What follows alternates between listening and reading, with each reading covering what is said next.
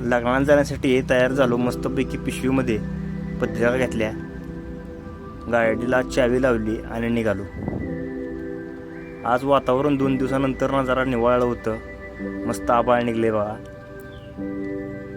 रस्त्याचं काम चालू असल्यामुळे जरा धुळीचा प्रॉब्लेम हा येतोच.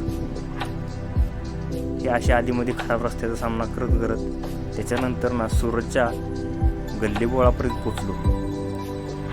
तिथनं त्याला घेतलं आणि आम्ही दोघंजण हे बघा नॉनव्हेज शिरो.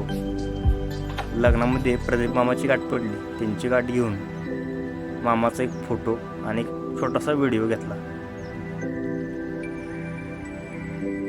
त्याच्यानंतर ना सूरज भाऊला म्हणलं चला आपण आता मागं बसू. मागं बसून या ठिकाणी लग्न मस्तपैकी बघत होतो कोण काय काय करतंय. कारण आपल्या घरातही लग्न आहे. लग्न झाल्यानंतर ना घराकडे परत निघालो.